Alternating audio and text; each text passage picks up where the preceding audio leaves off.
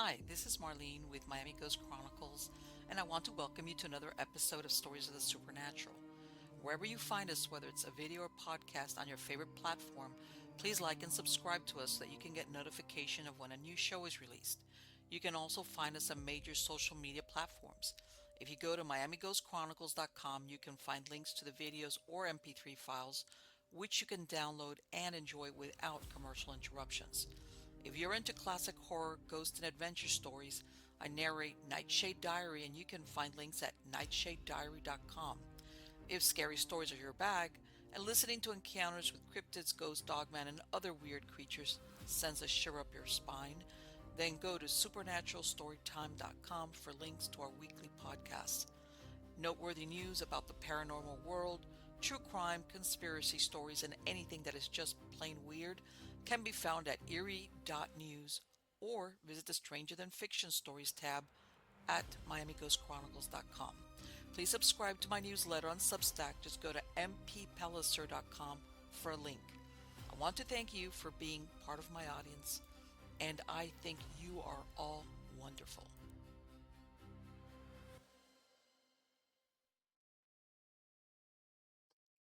So, how's everybody doing? Good, I hope.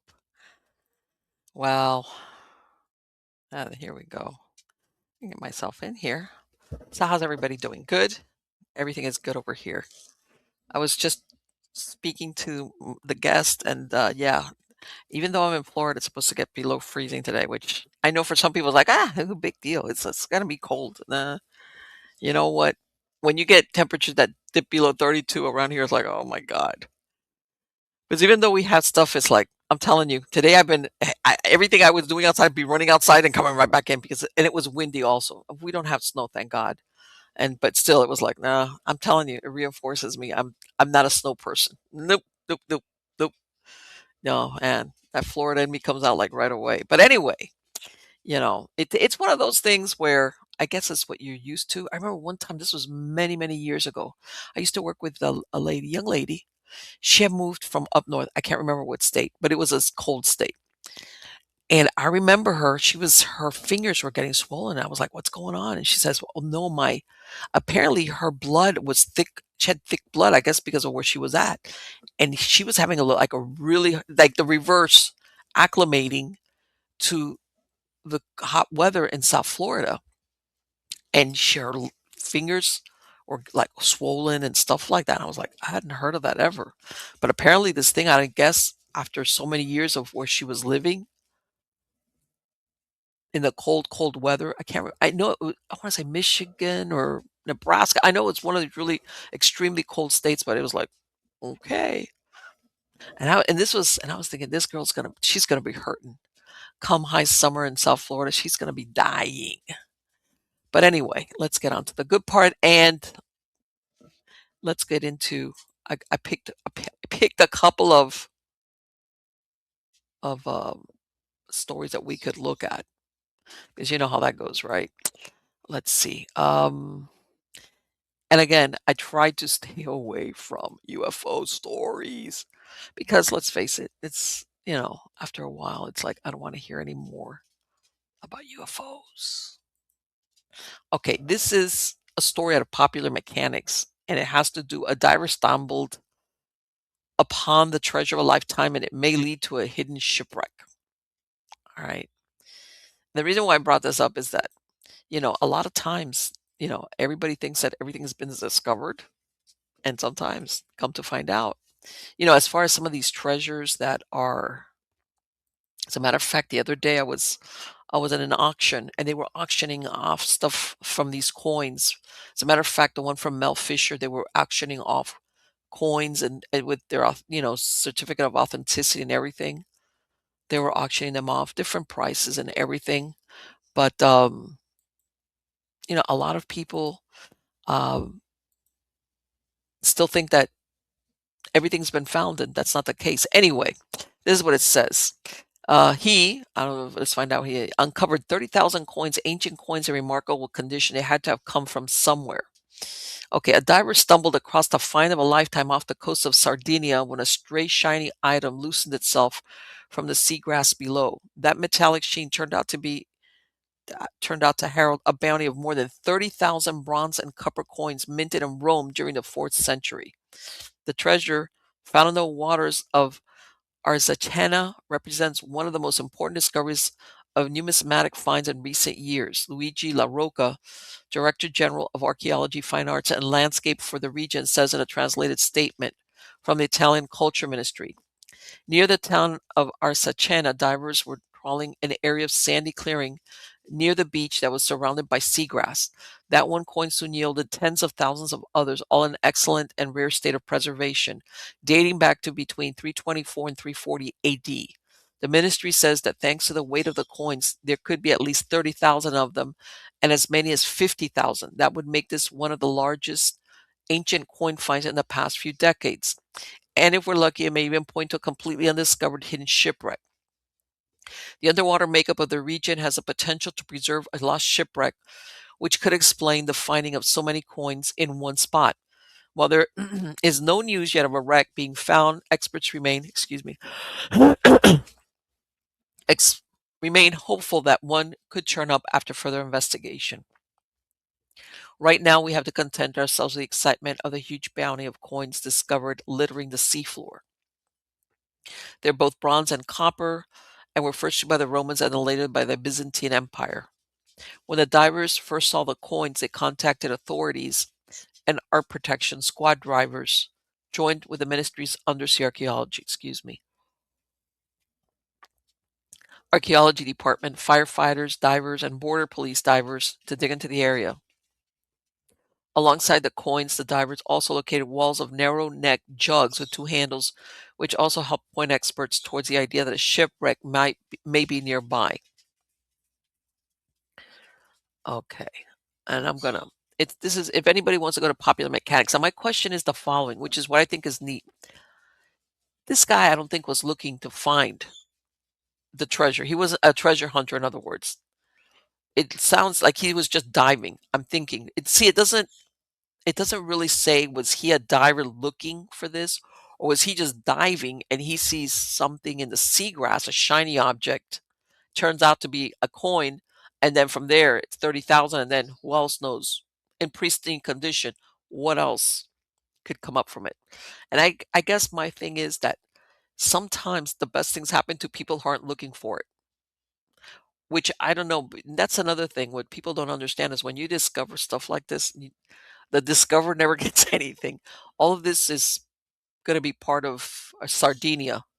Sardinia's this is part of it's their property, in other words. He'll be lucky if he gets a few gold coins and, maybe the fame of having discovered it, because you could tell all these uh, departments of ministry and archaeology, they took over. They're like, get out of here. That's it. Thanks. Get out of here. So yeah, and that's like a caveat for treasure hunters. All right, that sometimes they're hoping they're like this is the big one, and then they find out what you mean. Nothing. No, no, nothing for you. Sorry. So anyway, let me get over to the other story. Now let's get over into Creepyville with this, because of course, hold on, let me let this go. This one's a little bit, and as a matter of fact, you're going to see I've written about this, and it almost has, you're going to see in a minute, it almost has a creepy feeling to it, but unfortunately there might be an economic an economic angle to this, and you'll say nah, and I'll say yeah. Here we go. All right, let me get myself back in here. Okay, this is out of New York Post, and it's titled Pennsylvania Grave Robber Jonathan Christ Gerlach stole more than 100 skulls, body parts from cemetery. Okay, bones and skulls visible in the back seat of a car near an abandoned cemetery on Philadelphia's outskirts led police to a basement filled with body parts, which authorities say were hoarded by a man now accused of stealing about 100 sets of human remains. Officers say a Tuesday night arrest culminated a month-long investigation. And by the way, I'm talking here, this happened like maybe a week ago. This is recent. Officers say a Tuesday night arrest culminated a month-long investigation into break-ins at Mount Moriah Cemetery, where at least 26 mausoleums and vaults had been forced open since early November. Investigators later searched the Ephrata home and storage unit of Jonathan Christ Gerlach, age 34, and reported finding more than 100 human skulls, long bones, mummified hands and feet, two decomposing torsos, and other skeletal items. This is They were in various states. Some of them were hanging, as it were. Some of them were pieced together. Some were just skulls on a shelf. Delaware County District Attorney Tanner Rouse said. Most were in the basement, authorities said, and they also discovered jewelry believed to be linked to the grave. In one case, a pacemaker was still attached. Police say Gerlach targeted mausoleums and underground vaults at the 1855 cemetery. It's considered the country's largest abandoned burial ground, according to Friends of Mount Moriah Cemetery, which helps maintain the 160-acre landmark in Yeadon that's home to an estimated 150,000 grave sites.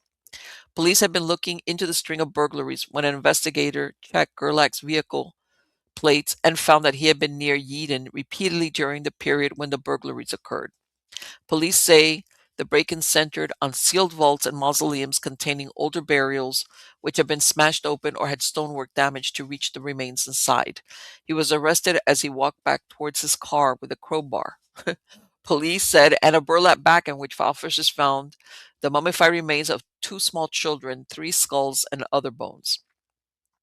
Gerlach told investigators he took about 30 sets of human remains and showed them the graves he stole from, police said. Given the enormity of what we are looking at and the sheer utter lack of reasonable explanation, it's difficult to say right now at this juncture exactly what took place. We're trying to figure it out. Gerlach was charged with 100 counts, each of abuse of a corpse and receiving stolen property, along with multiple counts of desecrating a public monument, desecrating a venerated object, desecrating a historic burial place, burglary, trespassing, and theft. He is jailed on $1 million bond. Wow. No lawyer was listed in court records. A message seeking comment was texted to a cell phone linked to him, which means no comment. Okay.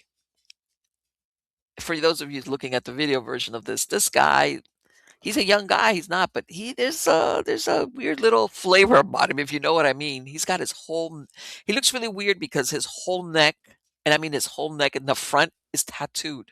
So you've got like a white face with long hair floating on a tattooed neck. It's a very unusual with a septum. I don't know.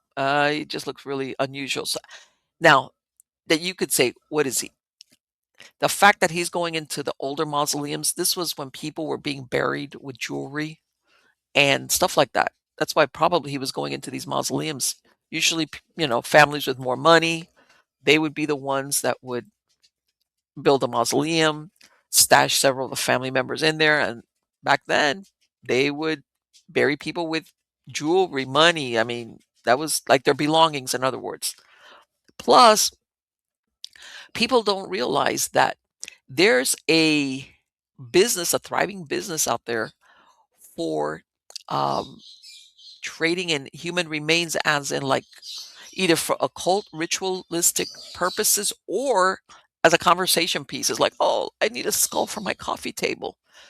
As a matter of fact, about a couple of there was that guy he was a director of the morgue at Harvard that he got busted, I think, like 2 years ago, after people had donated their bodies for like like anatomy, like, hey, I'm going to give my body over. The instead of In other words, instead of cremating the bodies, they were, hey, shush, you guys. They were taking the bodies and selling the pieces on Facebook, of all places. Okay, and the director was part of it. The director of this part of the Harvard anatomy, what he did was he got together with one of the people that worked at one of the morgues that's supposed to come and incinerate these, and they were selling them. They were using PayPal, of all things, to get money. So that there's also a commercial aspect to it. Yes, yes. I mean, as it sounds really morbid, and but so yeah. Now maybe that it could be both. Sure, this guy was using these things for a cult or selling to cult. Like, what do you need? Oh, you need it for a coffee table? I got you. Oh, you need some dead people things. Oh, kid stuff? Sure, I can help you too for your dark ritual. I got you. You know. But yeah, I'm gonna follow up on that. And I'm surprised they gave him such a hefty bond, by the way. Because normally I bet when it involves dead people, it's like they're dead. But I think the angle here is that because of the theft. And by the way, I had read up on this cemetery. I think this cemetery, as far I believe, is closed off for burials. It's huge. It's huge, and that's part of the problem. It's so big that the upkeep on it is like, yeah, they have like a society, but it's so big. And by the way, they have beautiful monuments there. Because this was when the time when people would have these huge mausoleums and the angels, some of the most one, but it's overgrown. In other words, it's 160 acres to maintain it is very, very difficult. But they've got and a lot of famous people, by the way, are buried there. I can't remember right off, but it has a lot of famous burials. So I don't know. This wasn't just a question of vandalizing stuff. And then I'm going to talk to our guest, and we're going to talk about what happens when people go ghost hunting in in inside cemeteries. You might find you might get more than what you expect. But anyway, that's the good part. Our good part is our guest is James Creachbaum, and he is a self-described paranormal investigator and radio host, and is known for his work on the Night Dreams Talk Radio Network, where he hosts a show titled Dr. JC Monday's Host. He's been involved in paranormal investigations and ghost hunting for many years, discussing topics such as Bigfoot, aliens, ghostly apparitions, and the mysteries of Area 51. All right, help me welcome him. How are you doing today, James? What do you think of that story? I'm doing good, but I retire from hosting any shows right now anyway. But listen, here's the thing that Mhm. that story was kind of big where I am because that's just the one state over. So when it happened, but Okay. there's a lot going on here. Number one, I would say there's definitely some occult ritual stuff going on, Mhm. and at the same time, he's gonna target those mausoleums because there's no digging involved and they're pretty easy access. Yeah, Plus, there's a lot of jewelry that has not the gold and silver content, but there's way above value of that of some really antique Victorian stuff, which I'm sure sure. there's a lot of that around there. So it's like a win-win for him on a twofold front. Now, storing all them bones around there, that's here's the other thing. That bail belt blew me away. So here's what I think about that bail. He's done gotten some bones of somebody that is a lawyer or a judge or a cop, or he's made somebody mad that's up there, and they want to make an example of him, obviously, because that bond's higher than some Oh, murder. yeah, when I was like, that's I mean, and this is the thing, and you're absolutely right. If it was just a question of I'm going in there to get jewelry or whatever, he would just have taken it and left the bones. Like, who cares about the bones? All I'm here for is items of value. Yeah, But exactly. Yeah, you wouldn't, because that's a lot of points of things that could go wrong. You're breaking in, you're taking body parts, and I mean, you got caught with a bag full. Oh my goodness, that's just mind right, blowing. two children's bodies, and but when they go home, they find a bunch of other stuff there. Now, here's the other thing. See, there's the key. Two children's bodies. He didn't take those because of jewelry. He's Oh got no. some evil stuff going on there. I'd be Oh yeah. surprised if not a lot of evil spirits are wanting to get at him or Or mad. they already got, or they've already gotten to him. Yeah. It wouldn't be a stretch to think of that.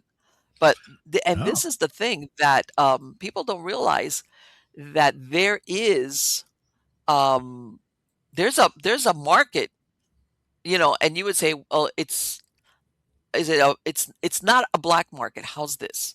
In the sense of, like, I was talking about that thing in Harvard where people, either their family or they themselves, had said, look, take my body and use it in your anatomy studies. Fine. And what supposedly they're supposed to incinerate these remains once they're done. And this guy who was a director of the Harvard mortuary, or what he was doing, he realized there was money to be made, and he made usually they would turn them over to these funeral homes where they would bring them and incinerate them in their crematorium. Well, they realized also they were all in on it, and yeah, and they were selling all these things for whatever you wanted, heads, uh, rib bones, and I even looked. As a matter of fact, I I'm gonna show you what. Let me see. See, I wrote this is it's that you look at that, and I think for most normies, that's what I'm gonna call us. For most normies, that's so out there that we're like, no, who's gonna do that? Well, But here's the other thing. They're using probably like eBay or other selling sites to sell these yes, things. no, the guy was doing it on Facebook. He Yeah, was and yeah, plus they're leaving paper trails with taking PayPal and stuff. I mean, you are ratting on yourself with what you're doing. It's like and right out there.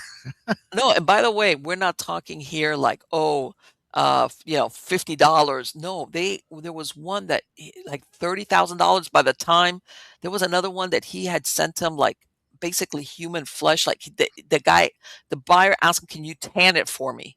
Oh my goodness. And I'm thinking to myself, "What in the world?" And he did it, by the way. Hold on, let me see if. And when you read these things, it's like you know you it. I guess they get away from it because for most people, you're like, who would do something like that? And it's like, yeah. And just think, Marlene, these were the only ones that got caught. Oh, no, Okay. no. Absolutely. Absolutely. And by the way, the ones that did get caught up, it's like, and I'll say a little story about how this this guy got caught. And this is right here. This is the story where that this was back in 2023, and this guy Cedric Lodge, he was working over at the Harvard Medical School since 1995. This guy been working there, and him and his wife were in on it. Okay, now check this out. You see this guy right here, Jeremy Lee Polly.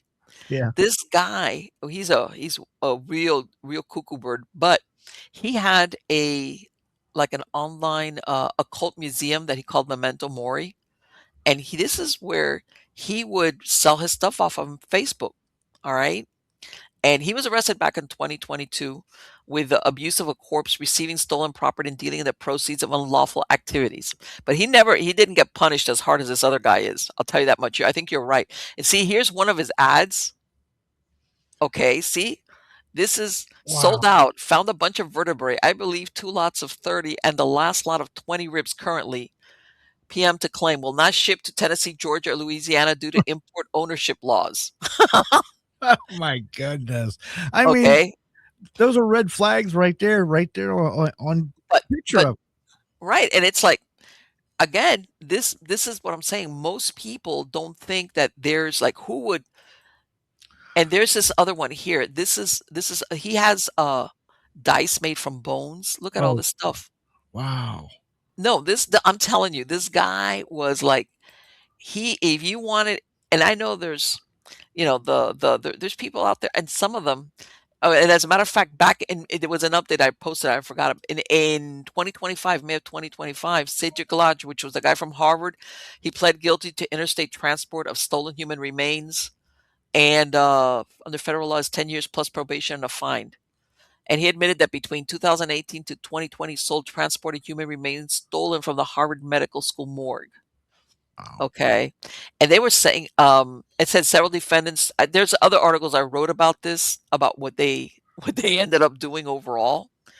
I mean, it was like you said, once they got one person, they were able to trace like Yeah. who else was involved in it. And you know how he got caught?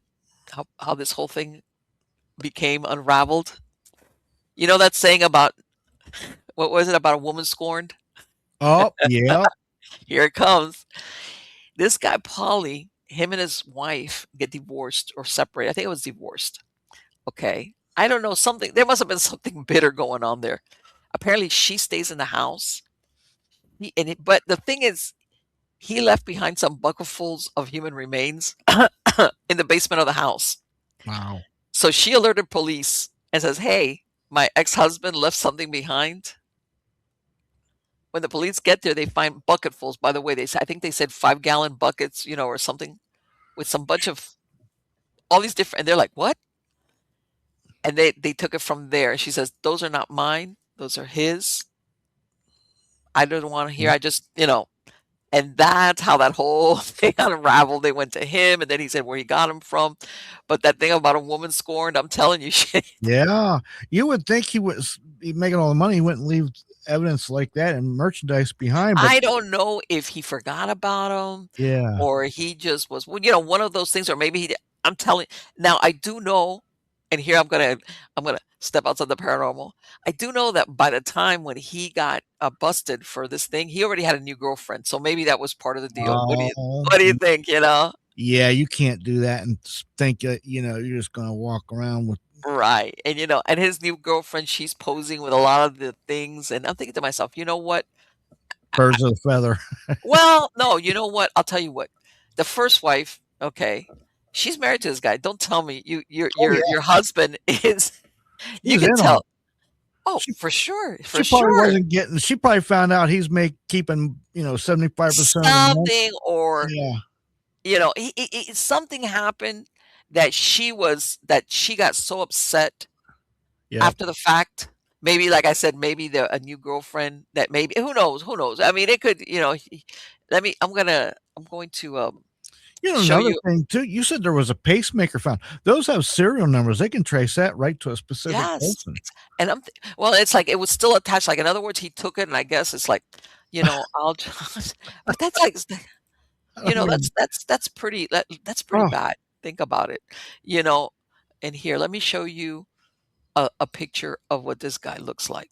All right, this guy, as you could tell, he's a little bit on the unusual side. Okay, yeah.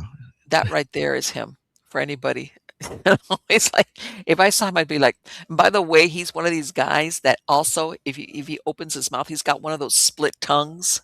I look at that, it's like, that's so painful looking, but yeah. Looks like his girlfriend's into some Yeah, goth. that's yeah, the girlfriend, yeah, she's into the thing, but I'm saying the wife, like I said before, is like, "Come on, this is not something that you didn't know your husband was into," but like I Yeah. say, that woman scorned. But anyway, now, and I'm sure you've heard stories, James, about people, going legend tripping Oh, or going here and there to cemeteries, and I tell everybody, you know what? You might be looking for a ghost, but you might find people doing ceremonies, or you even find one of these people that's breaking into some type of mausoleum. you're right. Listen, I stumbled across something that was right out of a horror movie back in like 1988, or I think it was 88 or 89. I can tell you that real quick if you want me to. Yeah. So I was living on the East Coast. I think I was living in Rhode Island at the time. And I had a friend. He was Portuguese. He lived in Rhode Island. He lived there all his life. But anyway, he knew all these places because on the weekends I would go by myself, which you should not do, investigate Mhm. things. But anyway, he'd always have locations and things because he's from there. He's a native. I don't know. I've only been there 6 months. What do I know? So it was Halloween. He says, "Here, check this place out." And he told me where it was. And this is back when you had to like physically draw maps and write things out.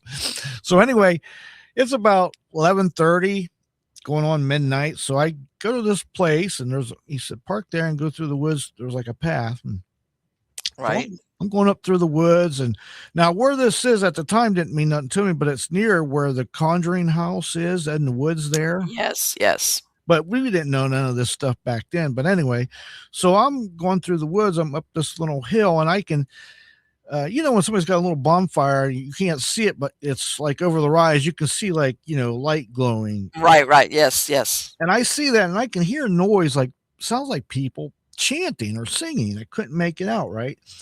So I'm getting up toward the top. Now remember, it's 11:30 at night. I'm in the middle of the woods. I'm like, this already doesn't. I'm being cautious, so I'm down on the ground and all fours, kind of crawling up over this log to peek, see what's going on. I'm not, I just don't want to jump in without dipping my toes in it, so to speak. But so anyway, I look up over this dead log, and sure enough, there's 12, 13 people. They've got robes on. There's a little like card table next to this tree, and there's a little bonfire, and there's a machete sitting on the little card table, and there's a goat there that's chained to the leg of the card table, and they're dancing around in these robes, and I'm like, Oh, hell no. So I very quietly backed out of there. I was hoping I didn't break a stick, like in something out of a movie, you break a stick and they all look and they come get Yes. you. That was, my mind was going crazy when I got out of there as fast as I could, as quietly as I could, you know what I mean? But that was bizarre. Now, come to find out years later, that was the land. It was real close to where the Conjuring House is in the woods, but here there was Wow. history of people doing rituals, some witches getting together and doing rituals and doing Uh-huh. stuff, or whether they knew what they were doing, or I don't know. I just know that from what I was visualizing, I did not want to be caught. You're like, "I am not about to find out exactly where that's coming from or And what here's you were." Yeah, and here's the weird part, Marlene. About I'm gonna say 5 years ago, I seen this movie. I can't think the name of the movie, but Warren Oates is in it, and Loretta Swit I'm gonna and tell you, Peter is it Fonda. is it Race with the Devil? Yes, that's it. I You was you were reading my mind because that's exactly what I was thinking about. That's the Yes. movie. I'd never seen Yes. that movie. One day I'm sitting here and I'm watching it, and they accidentally came across pretty much kind of the same scenario. Yes. And look what happened to them. And I was like, oh my God. If I'd have seen that movie before I seen that, I would have crapped my pants. I was just like, Jesus. Right.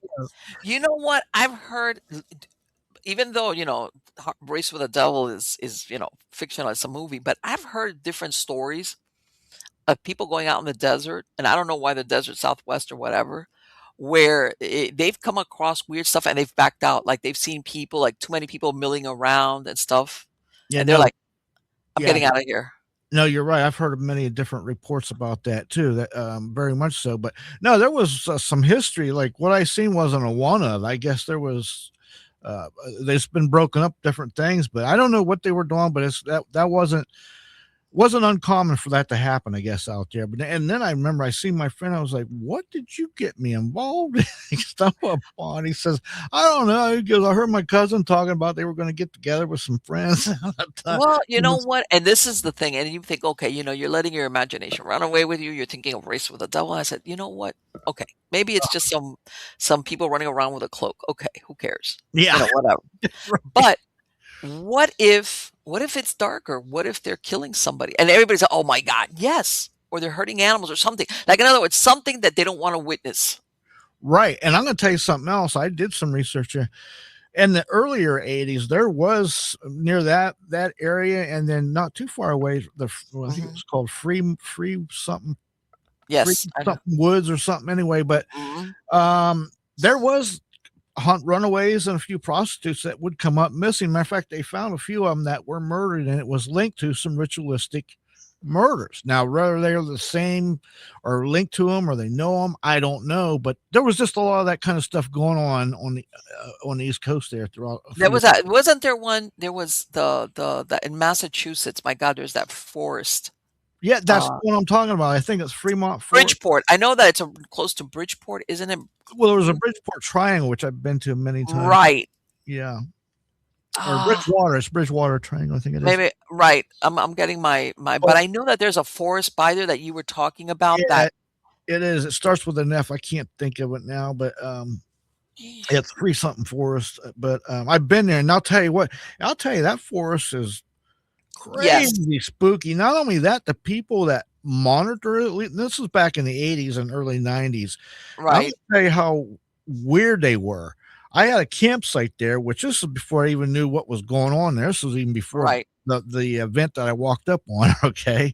right, Now it's a national forest on top of this, which I didn't know. But so when you're camping, what do you do at night? You build a little fire, right? You build a fire. You maybe cook hot dogs or right, just yeah. build a fire. So I'm building a fire. Oh my God, the guy comes over. He says, "You just broke about 4 laws. You cannot burn any of this wood." I'm like, "It's dead wood on the ground. There's no sign saying I can't burn." But it was weird. The whole atmosphere, everything about that place just was off. And if you really look it up, there is a boatload of reports of just weird stuff. They found, You know what people. it is? You're talking about Freetown State Forest. That's the one. Yes. And what it is that Freetown, you know how they say that Bridgewater Triangle, it's one of the points of the triangle Part of it. is Yeah. is that Freetown State Forest. You're That they're saying that there's always been really weird stuff going on in that inside that area. a lot of weird stuff. I'm talking you name it, it's got everything there. It's just all kind of reports. But yeah, it's off there. Some of the people are a little off too, I think. But But yeah. yeah, no, well, I'll tell you what. Let's go to the obvious one. We were thinking about, even in cemeteries. You know what? All you need Mhm. to come across, forget the, let's say, all you need to come across is either somebody that's really like a schizophrenic person. And sometimes, some of them, like, they wig out because they think they're being followed and stuff. And you pop up here, you're doing your legend tripping in the cemetery or wherever, and the next thing they're looking at you is like, "What are you doing? Are you after me?"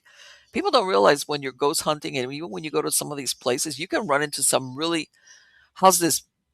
I'm not. I mean, I wouldn't be happy if I ran across somebody in there like, but peculiar and eccentric, I can take. There's some of these people that are dangerous, for lack of a better word.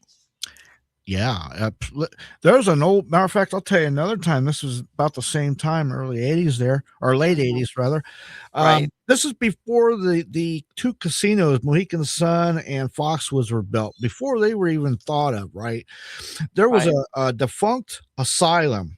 Now, this asylum was probably, I don't know, 60. It was shut down for probably 10 years. It was about ready to tear it down. I can't think, but it was near those two casinos.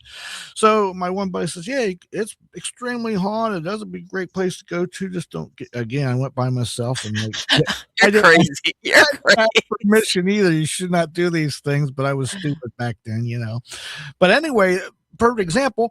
So I go in there, and so there's like a foyer. I go through the foyer, and Right, it is pretty.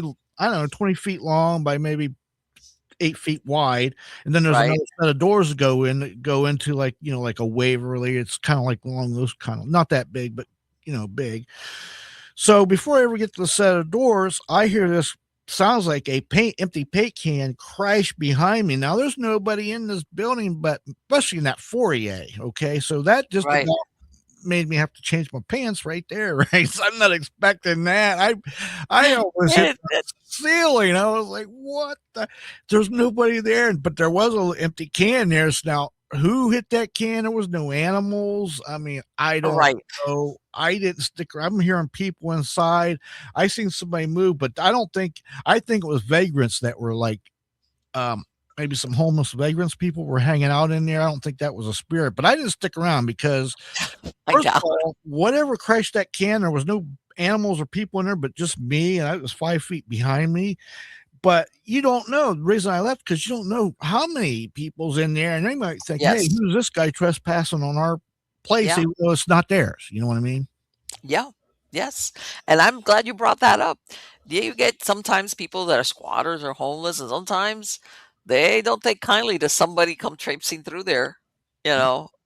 No, even though they're trespassing, they look at it as theirs, and there you are Yeah. trespassing. Or believe it or not, that you might think, if they're staying there without permission, you know, and even if you tell them, I'm not gonna tell anybody, it's like, well, okay, uh, maybe they don't want to take your word for it when you say, I'm not gonna tell anybody, I'm not you gonna know. trust them to take my word. I'm just gonna leave. That's like I did. I wasn't chancing it. Oh, I of was course still, not. man, my heart was going a mile a minute when that can. I still have nightmares about that can. I don't know what that caused that. May Right, it's a kind of and this is that's what I'm saying, that in another scenario, let's say you're ghost hunting, it's something and you're like, "I gotta go see, is that the ghost?" But when you're in a place like that and you by yourself, you're crazy. Something like that is like, "I don't care," as even if it is a ghost, who cares? But, just if it's a live person. Yeah, I know. What was I thinking? I look back like, boy, I was pretty stupid back then. I'll tell you. And another one, another one. I was in a haunted, well, allegedly haunted, old steel mill. It was defunct. Been Okay, shut down for probably 15 years, and this was in upper state New York. And so I'm up there, and God, it was one of the spookiest places I've ever been to. I'm gonna tell you how spooky it was. Like, it had these giant vats the size of a little house that had right. water that had froze inside these vats that never melted even through the summer, because it was Wow. so big and stayed so cool that it would melt a lot, but then it would build back up again. That's how down in the basement of these things, it was just spooky as all get out. So anyway, I'm up. on the top floor, and it's got these perforated metal where you can, it's like, I don't know how it's, yeah, it's like perforated metal. In other words, you can see Okay. through it. So I'm walking over it, and there's this one section. There's a big piece of cardboard, and I didn't think nothing of it. It's kind of dark. It's at night, and here, unbeknownst to me, Marlene, there was about a 2 foot hole in it, Oh. and I went to fall, and I did. I fell through, but I caught myself like before I Right through the hole on your arms. swear I about tore my arms. I'm wonder I didn't dislocate my collarbone or something, but I would have fell a good 50 feet into a bunch of jagged metal. I would have been in. I probably wouldn't even survive that. But again, Yes. there's another scenario. Dangers Yes. of investigating. You don't know what you're coming across. That was one scenario. That metal was just weird. It was just a piece of cardboard over that hole, and cardboard's not going to Right, hold right. 200 And pound all man. of it is just until the day that, it's rotting through, and then that one day that you arrive is the day that it's like it can't take it anymore. As a Oh, matter of fact, back in 2020, this was in Miami. There was an old hospital that was it wasn't really, you know what? It really wasn't that old. It was like in North Miami. And I think what happened was that the hospital got sued because one of the patients killed a doctor. One of those anyway, they went out, but it stood there forever and ever. It was like empty, and it wasn't a huge hospital. And like in 2020, a group of kids went in there, do that same thing, yeah. you know. And he this one of the guys, he fell through the I think it was, I want to say, was it a stairwell? All right, he went with three other friends, and he's walking around, and he's on a phone call. And all of a sudden, I guess he moved away from them, like, "Oh, I'm gonna take this call." And then they hear, and apparently, I think it was obviously there's no lighting, and there was like a dark stairwell, and he didn't see the hole in the middle of the stairs. All right, and he fell like hundreds of feet. So I'm thinking that he must have been up in like one of the upper floors. Mm, Okay, and wow. as a matter of fact, right, they finally demolished it like in 2023.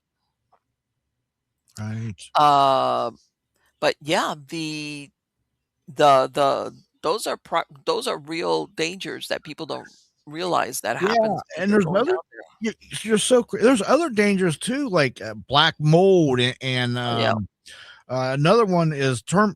Because 'cause I'm gonna tell you something, when something's been shut down a while, Mother Nature has a way of taking over with, sure. Very quickly, termite. by the way. Yeah, termites are a bad one. You can easily, like you just talking about the man, you can fall through a pair or set of steps or a floor because the termites done chewed it up. Yes, You don't know. And yes, then you can bring things home like, cockroaches and bed bugs. Who knows what is in these yes. things? Because bugs like to attach to people and come home with you. Believe me, like spirits. Let me tell you that. Did you ever? I went one time and I visited that when you mentioned upstate New York, and I think it's on the outskirts of Buffalo, Rolling Hills Asylum. Oh, I know where it is. I never got there. Okay, But I yeah, went out there, and I remember because they give you the history that apparently this was the first.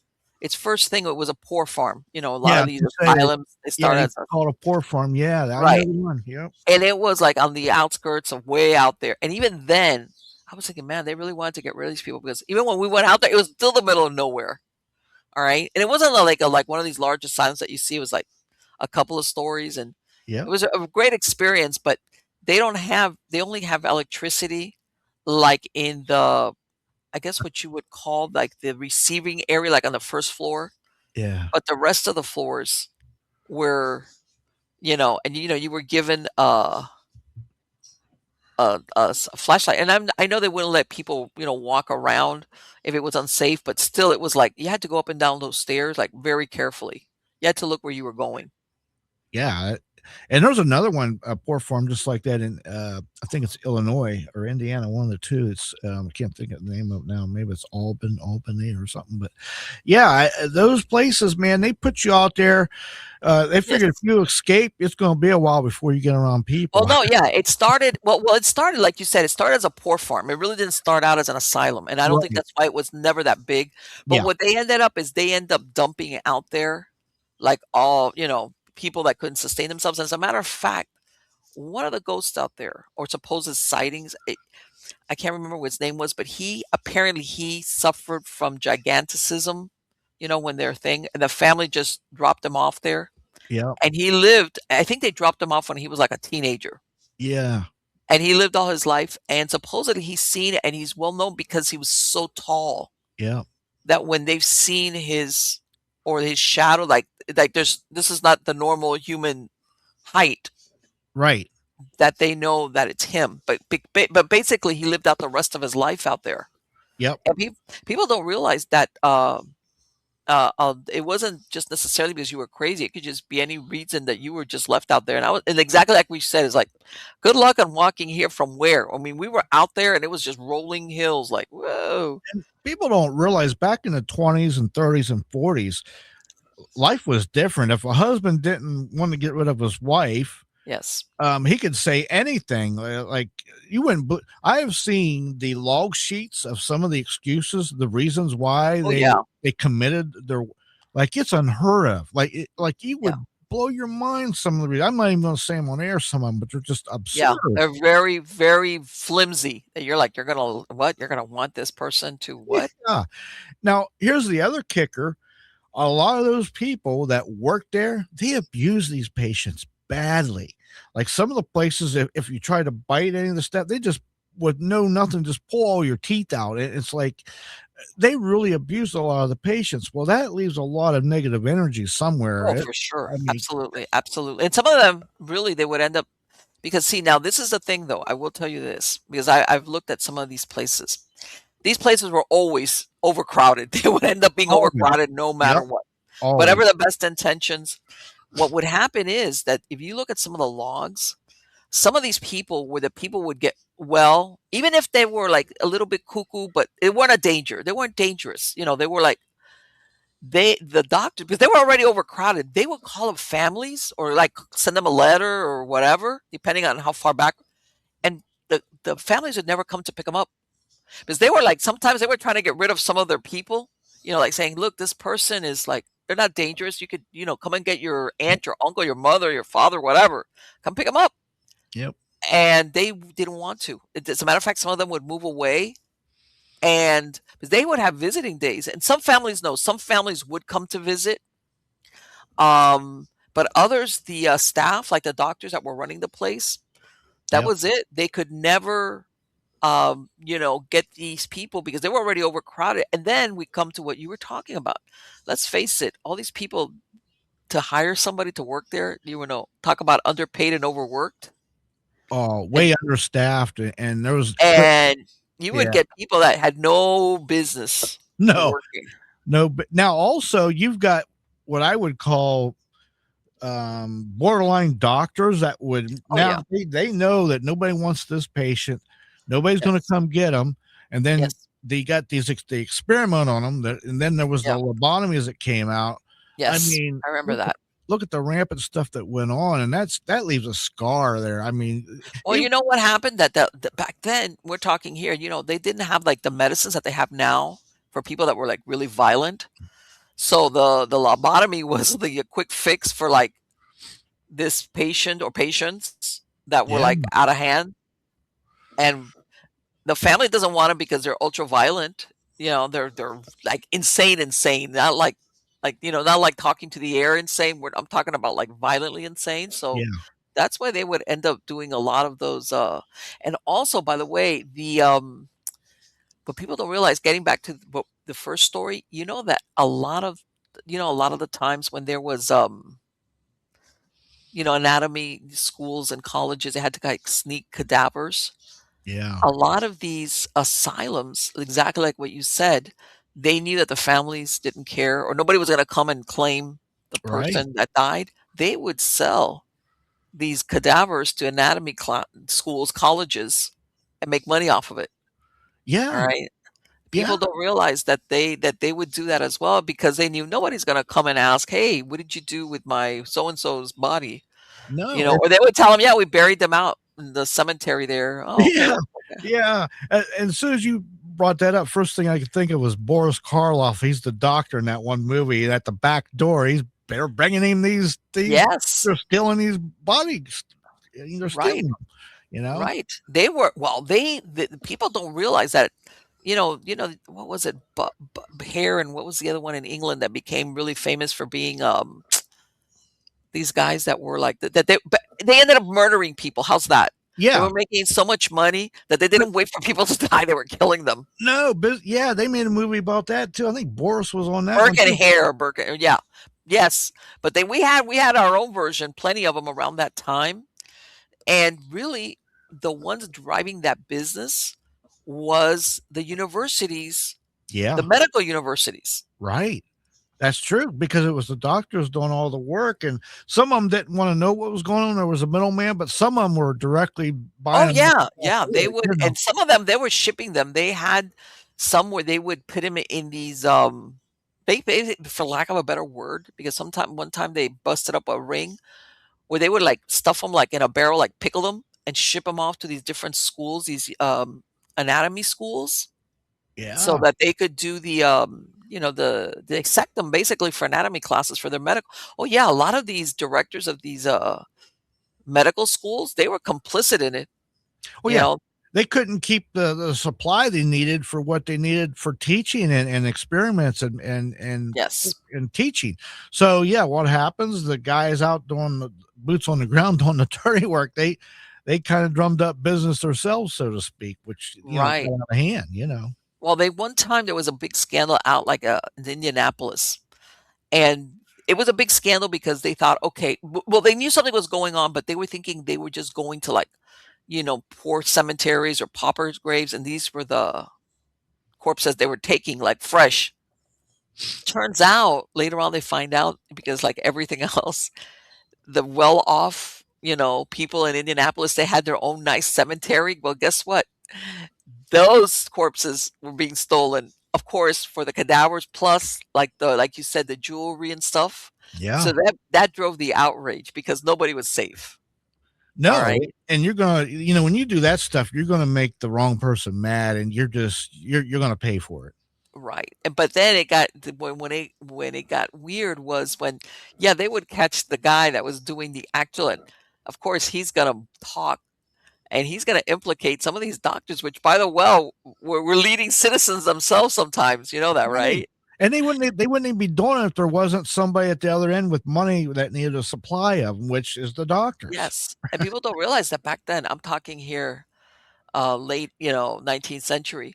Yeah, It's not like today that they could freeze stuff forever and ever in one of those things. They had to get these bodies fresh yeah. and then get rid of them. There was like a time was of the essence kind of deal.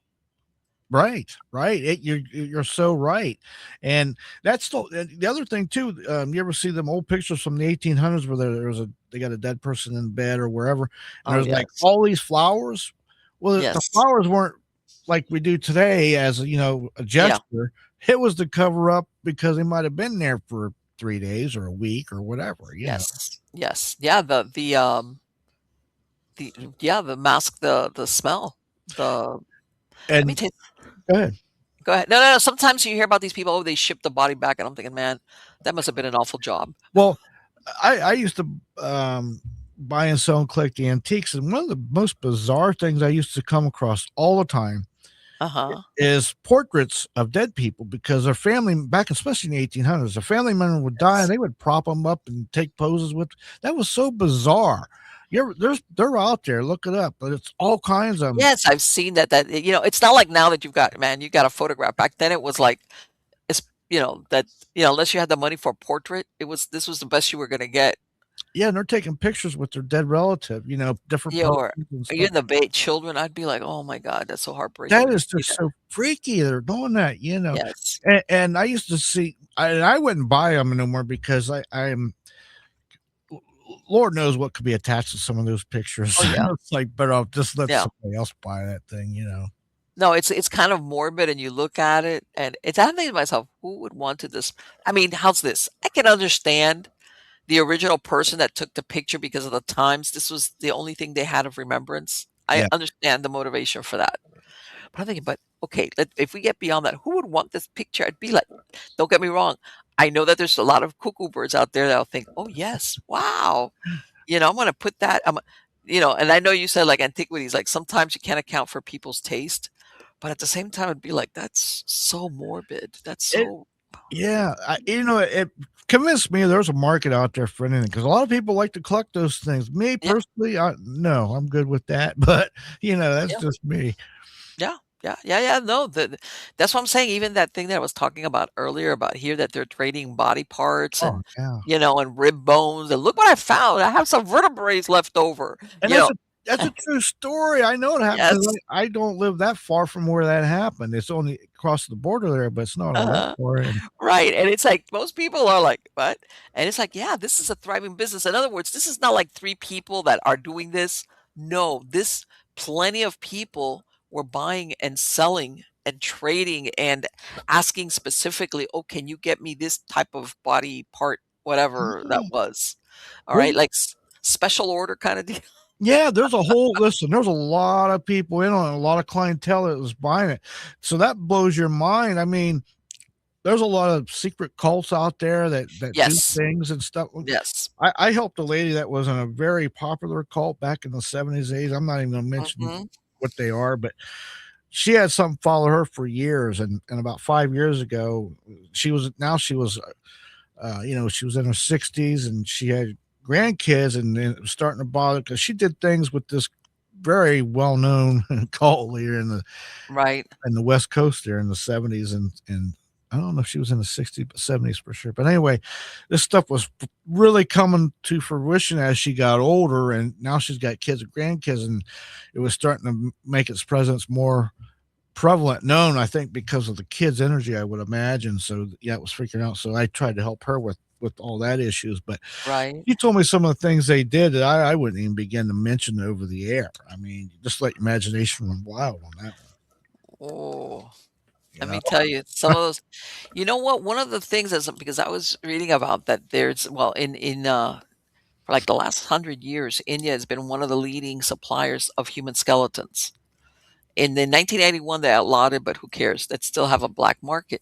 But then I was surprised. I hadn't heard about this.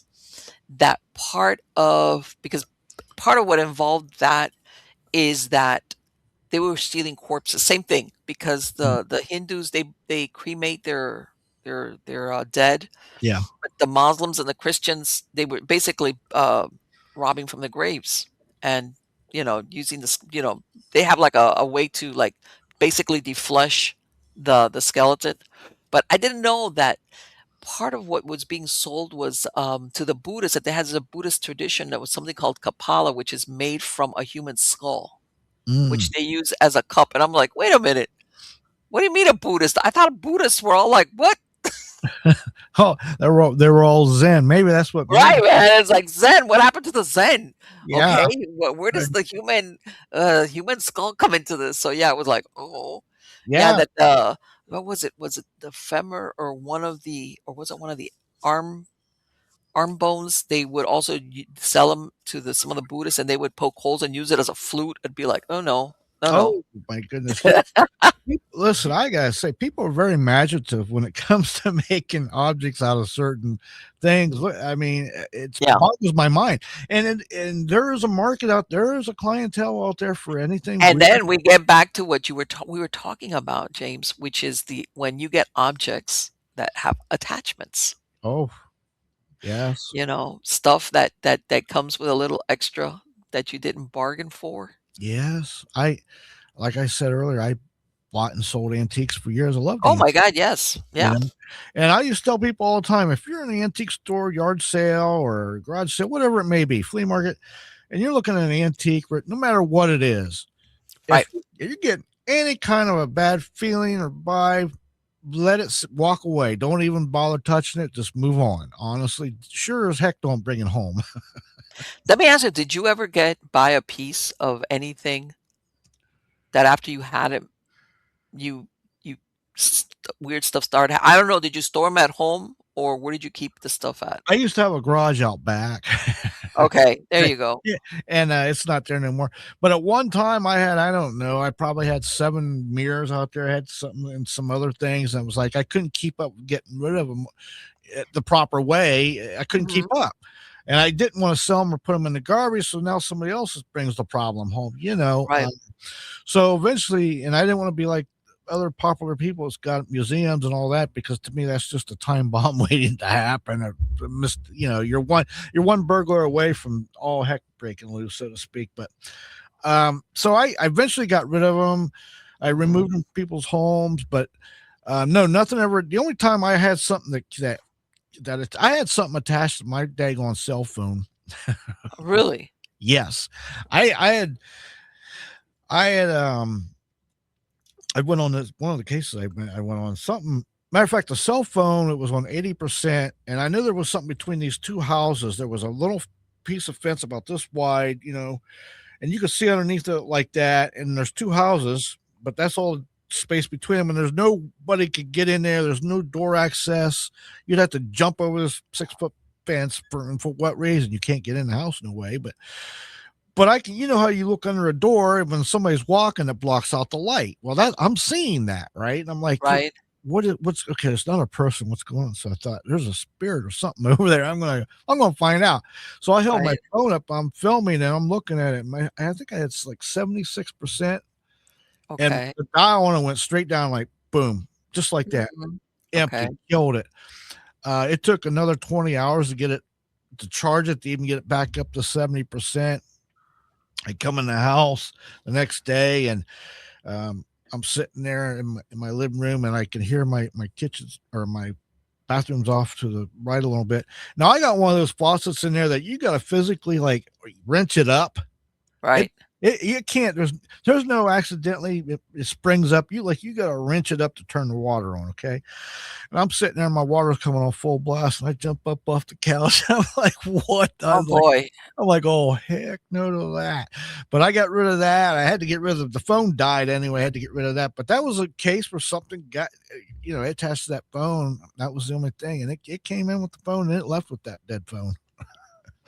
Let me you know what? There's a whole subset of people that work at thrift stores that have a lot of ghost stories and weird stuff Oh, because, yeah. a lot of these thrift stores, basically, they collect stuff from people that passed away, or that, even that in estate sale, sometimes somebody passes away and they'll say, come in, hey, come and pick up everything, take it. And a lot of these thrift stores, they'll do it. They discard some of the stuff because of it, but other times they pick up the whole household. Yeah. And there, you hear a lot of stories of people that work there having a lot of weird experiences that work in these thrift stores because of that. All right. And sometimes it's really hard to nail down exactly what it is, but they either they have signs of shadow people, or just like you said, like a noise. Especially, and I tell everybody this usually happens when they open the place or when they close down the place, when there's nobody else to count for, like. And in some cases, I've heard like nobody wants to. No, everybody. In other words, when they close down the place, everybody leaves together. Yeah. Yeah. Everybody, let's go together. Right. Right. It's not like Yeah. the movies where one strays off and then they Yeah. Yeah. disappear. That one. Yeah. Yeah, yeah, you're gonna be the last one out. Yeah, I think I'll work late. No, like exactly, like nobody's working late. That kind Mar- of deal. Marlene, you always got to remember when you're in a group anyway, make sure you're not last and make sure you can run faster than the slowest person. Yeah, right. It's like, okay, time to trip somebody, right? Yeah. Yeah. You stay right there. It's like, wait, wait. That's like but yeah, a lot of I've heard a lot of stories, and I remember this was back like in the 80s. And I remember there was this lady, she was out of Philadelphia, and she used to have this little antique shop. And she had it like in a strip shopping center. And what I would do is, since my kids were small, I would never go there. I would go like after I left work, I would stop by there and pop in and see what she had and just chit chat with. She's a real nice lady, right? And she had stuff all over the place, and because like I tell everybody, you don't take children to antique places. That's crazy. Plus, she had a bunch of stuff everywhere. So I would go in there and I would stop and talk to her. And I remember one time, and I remember it was winter because it was like that time, by 6 p.m. it's dark, right? Yeah. And I think for some reason she was alone that night. And she tells me, hey, like, just wait, I'm going to be closing up in a few minutes. And I remember it was dark. and she had these spaces where she had taken up 2 spaces in one of these strip shopping centers, so she had left one light on, and she had stuff all over the place. She's this pudgy little lady. She was a real sweetheart. God, I can't remember her name. And, I said, "Sure, sure, I'll wait for you. No problem." And we're chit-chatting, and all of a sudden, I hear this noise, like, like something falls. Remember, this place is closed. She had already closed the front door, That's how it all okay? starts right there. You know? Yeah. And she had already closed the front door. It's already getting dark outside. And she does one of those, I go, "Is everything?" I'm like I'm not trying to look alarmed, like, "What was that?" You know? What was that? "What was that?" So she goes, "Oh my god, it's that thing again." I'm like, "What thing?" So she goes, and I'm, like, following her. She's, like, walking through these little things, and she goes to the other side.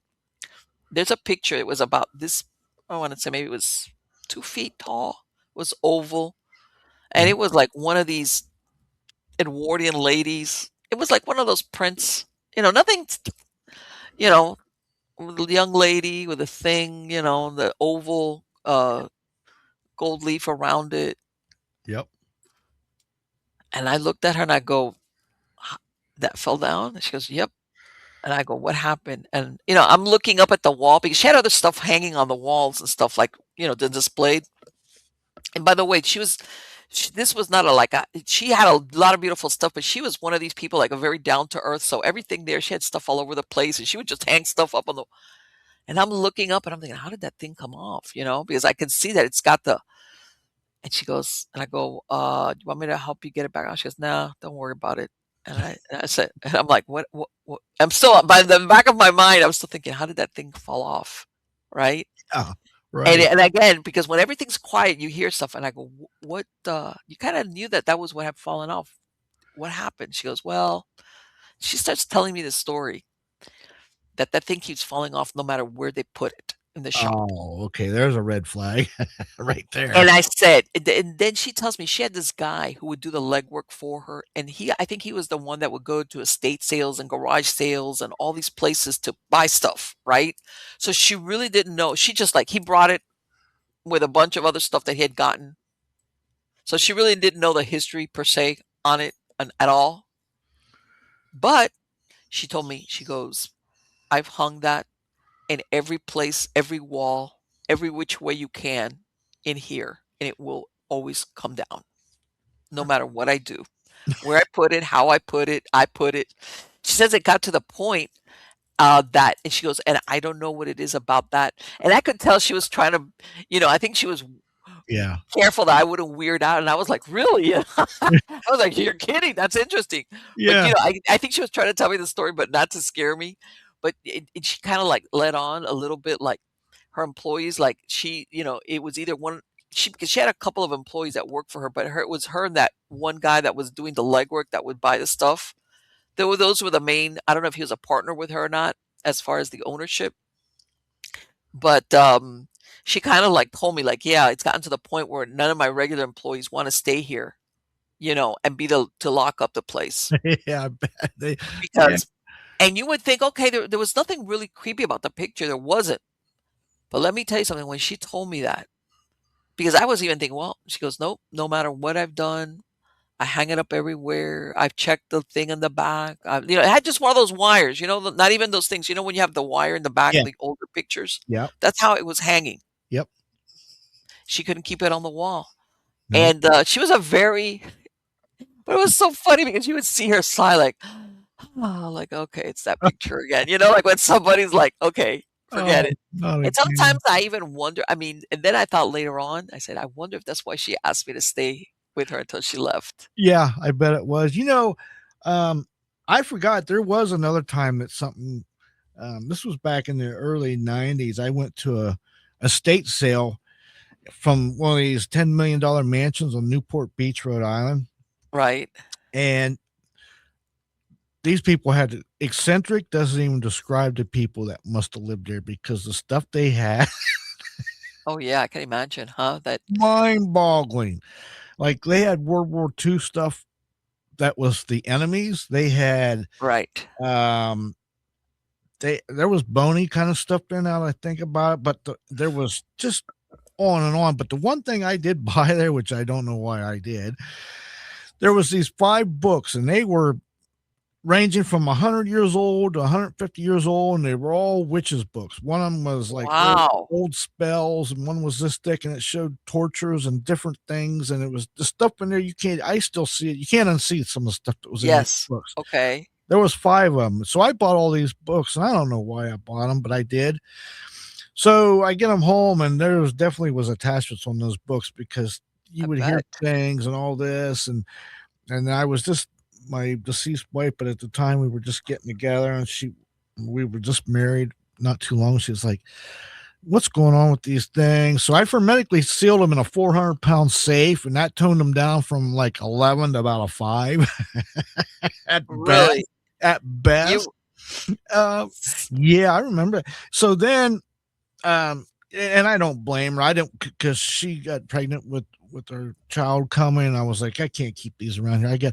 But I didn't want to get rid of them anywhere because now when you own something like that, to me, I Sure. thought it was my responsibility to find the right owner that knew what was going on and then went and used information in those books because there was information in there I don't think everybody should know about. Honestly, Right, like, let me ask you yeah, something, were they handwritten or was it print set? both. There was a little of both. Really? Oh Yeah. my god, that was somebody's book of shadows, I'm They telling had you right now. yeah, there was some of those, and there was one book that had detail. I mean, it was just I never seen books like that in my life, and they were old. They weren't like Oh, printed. yeah, no.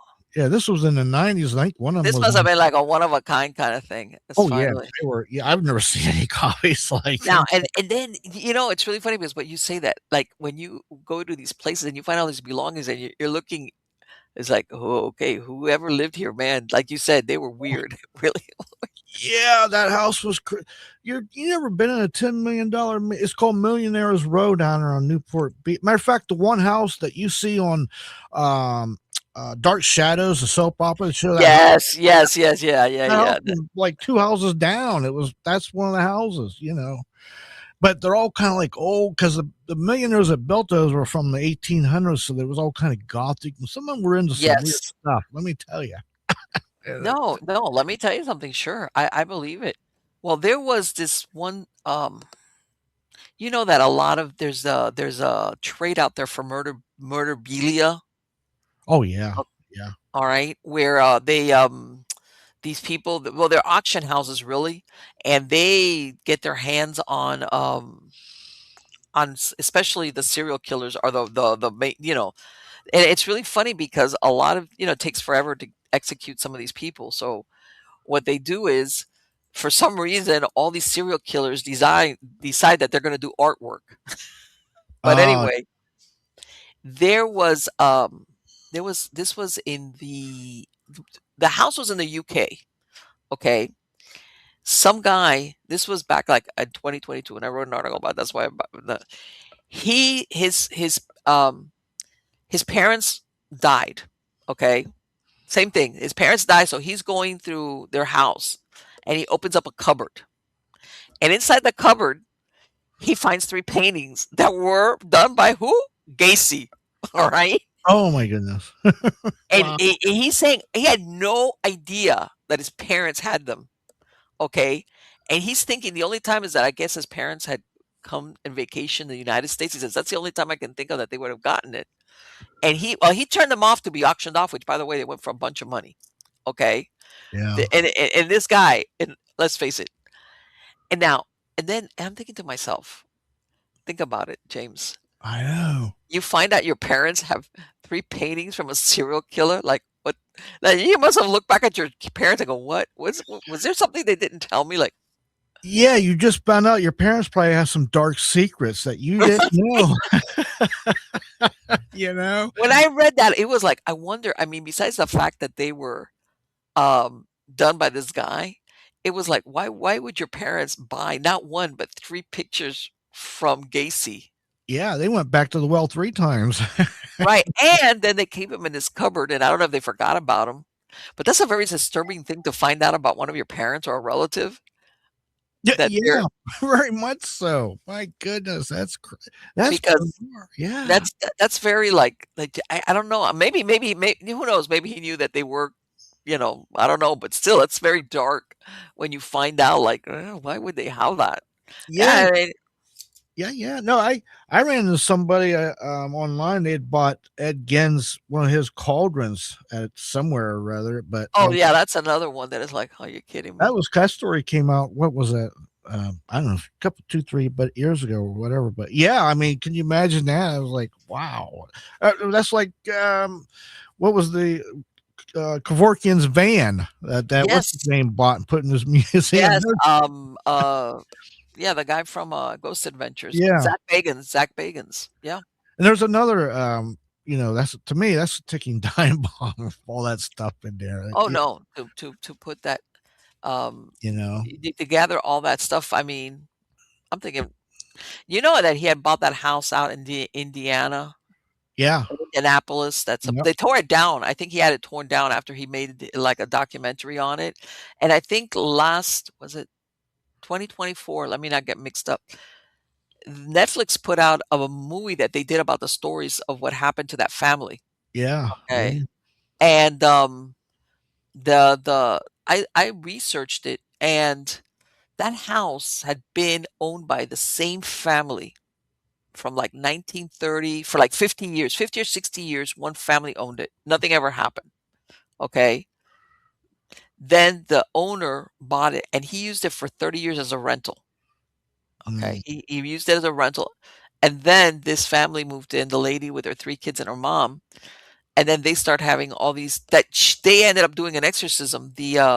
yep, The exorcist. Well, I take that back. He wasn't an exorcist. He was given permission to perform the exorcism right. uh, on the lady and the some people say you can't do an exorcism on a structure, but you can do a blessing. But anyway, officially the church intervened. So I'm thinking, okay, there had to have been something there. All Yeah. right. Oh, yeah, I would say there's probably something there. So now because everybody thinks, okay, how does this happen? And they were even thinking, because I was reading up on it the other day, that because I was following up, I go, I wonder whatever happened with that. That apparently the lady, she had been involved with somebody who they were even thinking, and I think the priest that was involved with it was trying to research, like, why is this happening to you? Why is this happening to your kids?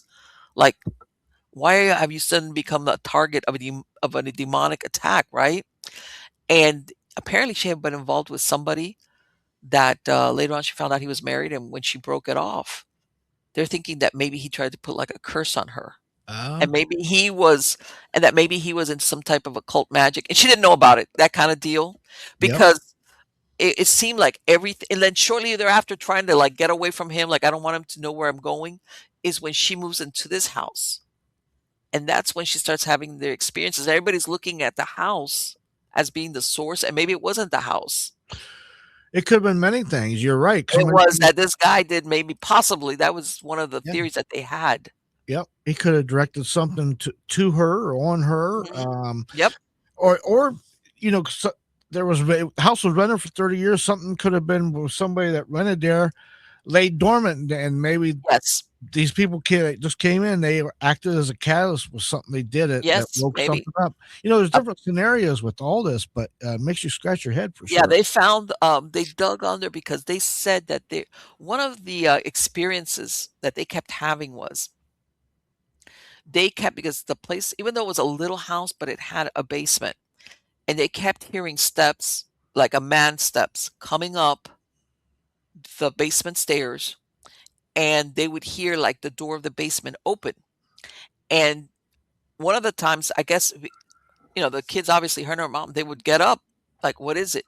So it got to the point that they put a lock on the basement door. And then they were saying, like, the right after that, they would hear the steps and then something banging on the inside Oh my. door. Then I believe at one point they did a little bit of digging because they said that there was like some area like underneath the stairs that led up from the basement, but it wasn't cemented. It was still dirt, I guess. Yeah, I remember reading about that. And I And think they they had found some weird objects or some weird stuff that you think, well, you know what? A house that's been around for that long, maybe, but still. yeah. No, I think they filmed some of that digging and finding some weird, peculiar things there too. Yes. Yeah, there was a lot going on there. The strange part is just because you burnt down a house, now where does all this evil go? Did you Oh, did you yeah. bind it in something, or is it just Well free roaming like chickens? I mean, what's going on? well, which is when we come back to what we were originally talking about. They interviewed because it took, like, about a year before Zach Bagans, I believe, had it, like, demolished, and Yeah. now right now, there's a vacant lot, but they were saying that even before he demolished it, that they were having, of course, people going in there and trying to do I invocations and ceremonies, Yeah, I read that too. and it was like and I believe they interviewed the actual exorcist for that diocese, and he was like, "Why are they doing this?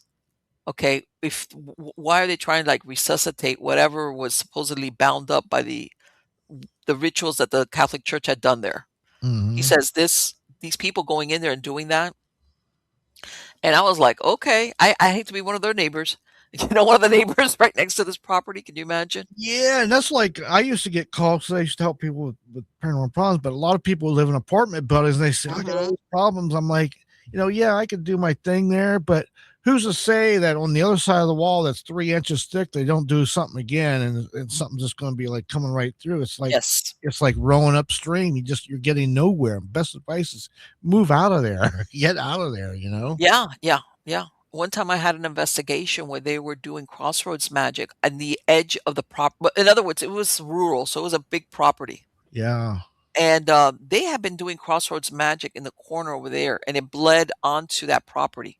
They weren't doing anything, but Right. because of the proximity to Yeah, what they were doing, it bled over into their property, and they started having a lot of, well, it even happened to the prior owners and stuff like that, but they couldn't figure out where it was from kinda deal. right, And right. sometimes all you have to do is just be close enough. You don't have to actually be doing it yourself.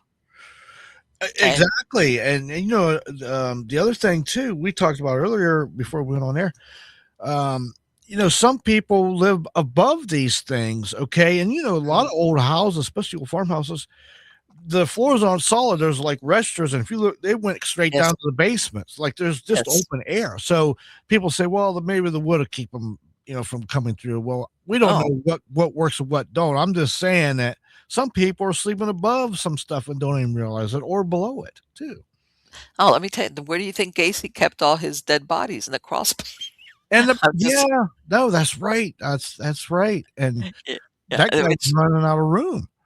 well, yeah, he was. But you know what? And I tell everybody, God, every time I went into investigations that had something to do with either a basement or cellar, even though in Florida there's not that common, or something in the ground. God, it always was dark, always, always, always. Even with wells, people that they had a well, they had dug a well, and it was right outside that room. That was the entry point. I don't know what it is. The worst wells ever are the old hand dug wells that you find in an old 100 plus year Yes, old house that's in the basement.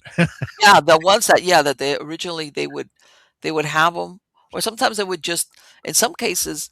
At one point, the well was uncovered. It was an open space. But Yeah, then it's like we're gonna build here, so they would put a slab and cover it and just build the house on top of around it. it. Exactly. Yeah, Yeah, imagine that. Um, and right. people. So that's a recipe for a lot could go wrong right there in Oh many yes. different ways. In many different. Absolutely, absolutely. There's a lot of things that people don't realize that a lot of, bodies sometimes are disposed of by throwing them in wells and then putting a slab back over it. You know that, right? I mean, Oh yeah, there's a because lot. it speeds this decomposition. That and I'm gonna go into this is a little bit of the that where people will say, "Well, where did this haunting come from?" You know that sometimes a lot of bodies are disposed of inside septic tanks. Oh yeah, yeah, If because people don't think of looking there, um, where they move the slab over, because for people that are not from, when you have like city plumbing, well, if you get your water and everything from a city, you yeah. don't deal with that.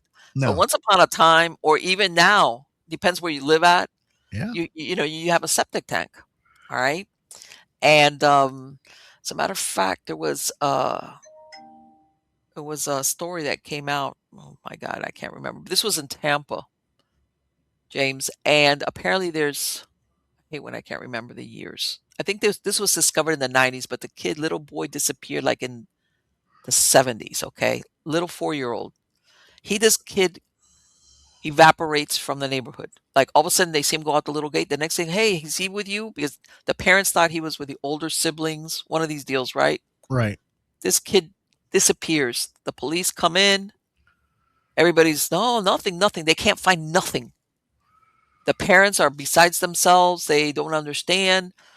Um, Fast forward like 30 years into the 90s.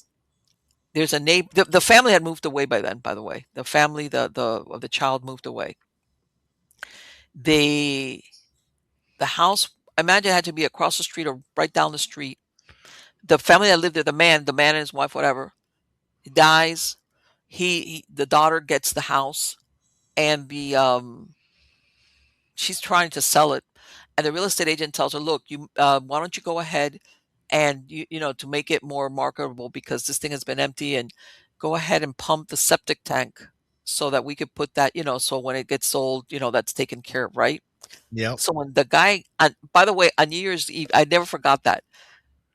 His father and son company sends his son out to do the work, of course, on New Year's Eve. What a night that was for him. Can you imagine? The young guy, he's pumping and something gets stuck, Oh I my. guess, in that hose. And then they come to find out and it's like a little skull. I mean, right away, this guy recognizes this is weird. Well, So yeah. he calls his father up. Hey, his What's going on? father goes out there and he goes, "No, we got to call the police." Make a long story short, it was the kid that was in that septic tank.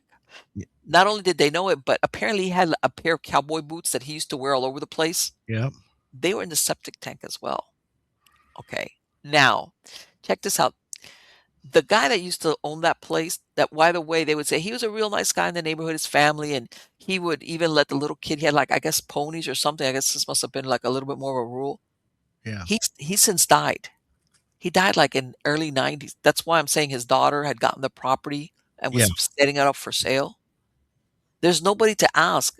But I'm thinking, okay, who else is going to put the kid in a septic tank His except his septic tank. his septic tank, right? Right. Obviously it looks like he had a little bit of some secret stuff going on too. That Well, what's really funny is that when the kid goes out there to do the septic work, he's been told, "Hey, nobody's pumped this thing since like 1970 or something like that," right? oh my. But when he goes out there, he says that he noticed that the lid had been moved. He Yeah, was you can shifted. tell. Yeah. Yeah. So he's thinking, "Well, that's weird. I thought they told me that nobody had done anything with this septic tank for like 30 years, something like that, or 20 years." Right. Right. And and I've read of other things, but then let's get back to the paranormal. Yeah. Yeah. Sometimes you will have phenomena inside a house that you'll say, "Okay, there's been no murder, nothing weird, no suicides, nothing. Where's this coming from? Where's this haunting coming from?" Because you just never know what's been stashed. You never. Not only that, I've talked to many people that built a brand new house. Yes. Sometimes it's the land, especially Yeah. you get in the Midwest or the eastern coastline. You know how many battles there were between Native Americans themselves and then settlers, Native Americans, Oh, and yeah. on you go. Then you Yes. got two wars, and a lot of that stuff's not even documented. Yep. So you can't even research to say, oh, that's the reason. You never know what could happen on your land. You just don't know. Oh, Um, yes. Absolutely. Absolutely that.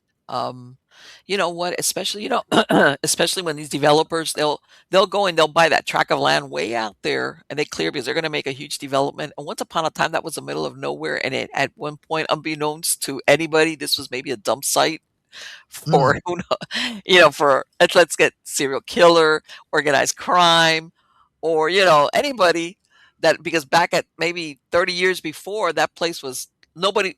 In other words, they didn't have to worry about anybody coming across it. because it was literally in the middle of nowhere. Right, and things change. You fast Yes. forward 30 years, just like we were talking earlier, like, in Florida. Geez, I remember South Florida when I was a kid, there was Yes. a There lot was of nothing out there. spaces and woods, and you look at that same area today on Google Oh, forget Map, it. and it looks like you're looking at a big city with all Yes. the little Yes, houses. absolutely. People don't realize how so many areas that basically the Everglades or, everybody thinks of the Everglades, but everything out there was either west of it was like dairy cows and then the Everglades, you Yeah. know? Look at the plane that crashed there in the Everglades in the early Yes. '70s, and they tried to recycle some of the parts, and then Yes. What was that's it? a whole story in itself, What Marlene. was it? 4 what was it with flight 401, wasn't it? Yeah, 401, right? Right? yeah. What people don't because see, what happened was since it crashed in the Everglades and was muddy, not everybody died, by the way. So No. in other words, it was but I guess it didn't totally disintegrate since it landed on the marshy area. Yeah. And like you said, they took parts from this plane and they put them out. They And then refurbished them and yeah, remade. they repurposed that. But I read that the stewardesses and pilots, especially the stewardesses, because do you remember Eastern Airlines?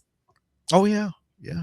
That does not exist anymore. That was the airlines that happened with. Yes. And, they came to the point that there were so many people having sightings of the staff that they would get in trouble.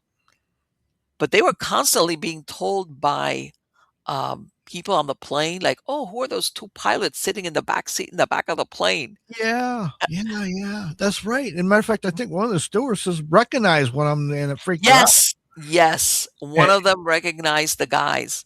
and here's Yeah. the thing, Marlene, you're stuck with whatever's on that plane at 30,000 feet until you land. Well, no, what happened from what I understand, they got so many complaints and they even, like, were, like, scaring their employees, "You better not talk about this," that they quietly took all those things that they had used and they Yeah. just and they realized that there was some truth to it. Oh, yeah, Yeah. definitely. So, yeah, and the other thing too, imagine somebody because a lot of developers like to take back some of the Everglades or whatever and build into these swamps. So imagine somebody's built into that area, or somebody's out there fishing all the time, and then they're experiencing some weird stuff. Uh, Yes. a- and Yes.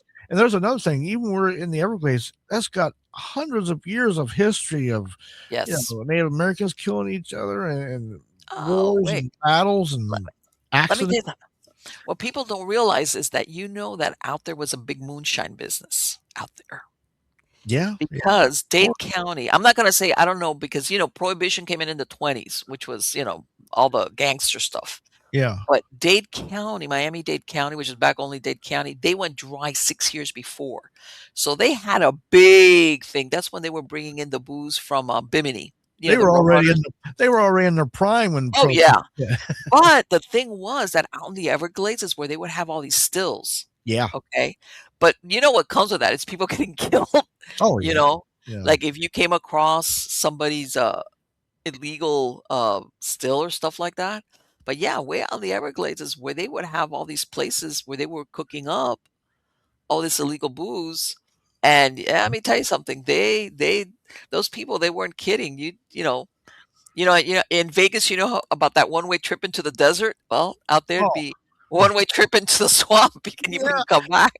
yeah. Oh my goodness, I remember some of the nights would be so dark. We were talking earlier about something kind of remind me because I grew up in the country out there, and things have changed. Because even when Oh, I yeah. grew up in the country, it was so dark and it was very many houses. Like we had one Yes. neighbor maybe 4 football fields away, down the road, a country road. And Uh-huh. I remember this was in the I don't know, early mid '70s, whatever. But remember that show, The Night Stalker with Kolchak? Oh, sure, absolutely, I love So that. so I'm watching that show. I don't know, what am I like? Oh my god. Oh Yeah, my god. it came on like at 10 at night or whatever, late, and I was Uh-huh. watching it. It was the one with the vampire one, Yes. and then my Yes, the mom, night she says, "When that's over, you're going to bed, but you're going to take that trash out before you go to bed." Now the garbage is behind our garage, and you got to walk down about a 30-foot dirt road to the end to the road of pitch Uh-huh. darkness, right? And I'm like, I gotta tell you something. That was the worst anxiety after that show was Talk over. about being primed after watching. I had to work up. That was so hard. That was the longest, hardest thing to get there. And I'm gonna tell you something. I ran as fast as I could, dropped that garbage off, and came back before that Yeah. vampire got me. I'll tell you. Yes, let me tell you something. It's like, that's it, man. The Night Stalker's gonna get me. Oh man, that was horrible. It's like It was like, let me tell you that I remember that show. That was a great show. That was a oh fantastic show. And this guy that played the part, he was excellent. He did the really good, you yeah, know. and And they did a I'm sorry, go ahead. I was gonna say I couldn't tell my mom the reason why I didn't want Yeah. to do it. She wouldn't let me She'd watch be, it "You're not anymore. gonna watch that show anymore." Yeah, right. So I had a real dilemma going on there. I remember my Uh-huh. anxiety was through the roof, man. Oh Oh, goodness. yeah. Oh, yeah. I remember one time when I was, when The Exorcist came out, I went behind my mom's back and I went to see it with my uncle who was older. Like, he was a young brother to my mom, much Yeah. younger. So, him and his wife, this was when The Exorcist came out and, you know, and I lied to my mom because she wouldn't have let me. She was like, "You're not gonna see that movie," and so I'm like, and she's of course, she's thinking my uncle would never take me to see the movie. Wrong. So, Yeah. me and my other cousin was like a year older than we go to see the movie, and I remember you remember there was a line to get a ticket, there was a line to go into the theater, and then they were letting people out like another side door. And Yeah. I see a bunch of guys leaving and they're laughing. I'm like, "It can't be that bad." They're laughing. I didn't realize when you're that age that men, when they're scared or nervous, they laugh. Either that or something attached You know to me. it's a bunch of guys, they're like, "Ha, ha, ha," laughing. I'm like, "That can't be that bad. Look, they're Yeah. laughing." Well, anyway, because when they're leaving they're on the side act because we're here bottom line, we get in there. I swear to God, by the time the first 15 minutes, but after that, I didn't see what I was the movie was me looking at the theater floor. I was I made my uncle walk me to the door of where I lived at. I remember, and I told my mom, "I wanna sleep with you." And she's like, "Okay." She's like, "Okay," because even when I had my room every once in a while, but I wasn't sleeping, I was, like, on top I'm on top of her, she's like, "What's wrong with you?" Yeah. Yeah. And it's like, if I tell her why, Yep. Yep. You can't tell her. and then all of a sudden the next day, I think it was we went on a Friday, so the next day was I didn't have school. So I was so wigged out, James. I wouldn't be alone. If she went to the kitchen, I would follow her to the kitchen. If I and she was like fighting, she goes, "You're gonna tell me what's wrong with you. What is wrong with you?" I was like, "Okay, I went to the exorcist." I told you not to go see that. You know what? You, It was she stopped short. You run into her. oh man, it was like, because I was thinking, I'm gonna go sleep with her tonight again. I don't care. You know, how do I explain that? Because I was like not sleeping with her. I was like, like when you're up next to somebody and and Yeah. it's I gotta confess. I'm gonna have to confess this because I'm not letting her out of my sight, as a matter of fact. Right. You But yeah, I know what you mean as far as like if I confess, but at that point I And, confessed. that reminds me. I seen a show that scarred me worse than when I was young. Right after Kolchak, I watched this one, which I guess I couldn't get enough. I don't know what was wrong with me, but this one scarred me even to this day. And I watched this show by myself, and it scarred me in a way you wouldn't think. And this movie, I'll tell you the name of it here in a minute, but after I watched it, it was so definitely 10, 11, 12-year olds should not watch this movie. Even Yeah, but it scarred me in a way because most of the actors in there were older people that looked like your grandparents, nice mom and pop, but right. the movie was Rosemary's Baby, okay? Oh my God, yes. And all the old people were like real nice next door, but Yeah. really behind doors, they were like they get you, they were Yeah, getting. like the whole building was like So then after that, I would look at older folks differently, because a lot of people I yeah, think look like them, and I'm like, and I would right. think, are they doing weird stuff in their house? Yeah, man, they're like yeah, yeah, who was it that, I think she's a great actress, Ruth oh my God, what was her name? Ruth Roman. The one that played the old lady, as a matter of fact, Yeah, she that's her was name, Ruth Roman. Yeah. Ruth Roman, that she did, like you said, the prototypical person that you think, she's not she didn't Yeah. A devil worshiper? What? I know, nice old lady, here, wear Yes. this necklace, it'll help you. It's got a charm in it and all that. Right, right, Yeah, exactly. I know that was a real let me tell you something, um, and the fact of what happened with Polanski's wife, real life wife, that was like, I yeah, don't know, talk about, like, what is it? Uh, well, life imitating art in this case, but yeah. synchronicities, some bad synchronicities going on there, yeah, Right, sure. it was because if you remember the plot of Rosemary's Baby was basically her husband exchanges his allows his wife to become pregnant in exchange, I think, for was it for fame or something like that? Yeah, Like 'cause one he of was those an actor, yeah, he wanted to be a successful actor. right, I can't remember if it was an actor or writer or something. He wanted like that was a trade-off. Yeah, And, this guy, man, it was awful, like, what happened, and it was like, "Okay." you But never yeah. know, people doing weird deals and things behind their home, and some of them look like your grandma and grandpa. That's what Yeah. really got me. That was what got me was because I was like, "Man, who do you trust anymore?" You know? Well, it's the same thing, that story that I told you about the little kids showing up in these people's, septic tank. Yeah, He's this old guy who's nice, the family lives there, lets the kids in the neighborhood ride the little pony, right. and all of a sudden this one kid disappears, and by the time they figure out everybody's dead, well, the guy's dead, there's nobody that they can go ask, and again, nobody, from what I understand, they never questioned this guy except to ask him, "Hey, have you seen the kid?" But that was it. Yeah, and here they go. Come to think of it, he got away with it all these years, and who's to Yes. know? There may have been other victims that he did things off site. Who knows? This is what I tell everybody, when they do these one-offs, I say, "I'm sorry, I don't care Just what 'cause anybody's." no, No normal person wakes uh-uh. up one day and decides they're gonna kill somebody, much less a child. Right, that's You not a one of. There's no. more. It's just he probably did it somewhere else. Maybe he lives some. There's this person, and maybe they slow down when they get older sometimes, Yeah, but or that you said, you're absolutely right, James, that there was stuff that maybe he never got caught, doing. Absolutely. You just don't do that. That's no, not like you're, like you said, a normal, nice person with a conscience just decides one day you're gonna kill another human being. no, Nah.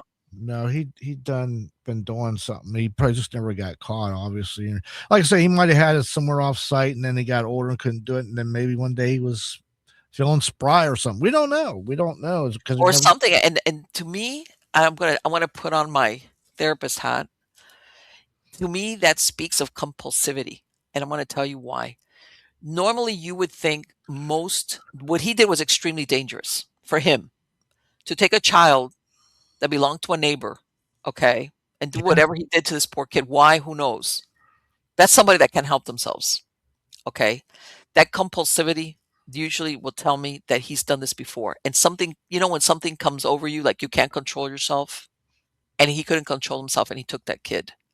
Considering that anybody could have seen him, that he was a neighbor, that he might have been one of the first ones to fall under suspicion. yeah, I Now, would think so. I do know that later on, I think what was it, that his wife died, or that they even divorced after many years of being married. That could have been anything, but when I saw that, it was like, nah, this guy, you're absolutely right. This guy. He just didn't get snagged before, and maybe he had been a good boy as he was getting older. And then that one time, I don't know what snapped in him, that he couldn't help himself, and he was willing to risk getting. In other words, he'd gotten away for it, like you said, the majority of his life. Yep, yeah, and that's another thing too. The technology and techniques of investigations had advanced so much; it's way more, and we people are more thorough as police officers and things, investigators, than they were, way back when. Yeah, Uh, also, but again, because a lot of police way back then, they would kind of like me. They look at, looks like could be my grandparents. So he's probably not. right. But in the meantime, he's got a doll in there he's poking you in the eye with. You're wondering why you got Well, a headache. the thing is, again, and you brought it up, appearances are misleading, Oh, yeah. especially when a person gets older. That you kind of tend to forget that they were not always an old person. You're just seeing them, how they present themselves at that point in time, and you're thinking, "Oh man, that old nice guy." That no, you have no idea that old nice guy. Yeah. Can't judge a Might book have. by its cover for its appearance. Oh, no, no, no. This wasn't always an old guy all his life. No, no, basically he got away with a lot of stuff and he became old, so yeah. Right, right. And maybe he became wiser and maybe he decided, I don't want to spend my remaining years in a jail cell, so I'll just cool it. I'll just Yeah, like stop doing that stuff. or maybe he got arthritis so bad he couldn't just do it no more. We don't know, that was Well, the thing. what's really funny is, that a lot of these cases that are being resolved with DNA, these cold cases, Yeah, and finally by the time they catch up, even the guy that they now realize did it died, they interview like neighbors and families. And it's funny because like in their old age, they act normal, you know? yeah, They'll say, "Oh no, he used to belong to the something club and blah blah blah." And then you find out he had killed a bunch of people when he was in his 20s, 30s, and 40s. And then they kind of like straighten out, and then the even the neighborhood or maybe the little town or wherever they lived or family or friends, oh no, he was a nice guy. He was participating in all these civic activities. yeah, he was really what he was doing was probably recruiting or Yeah.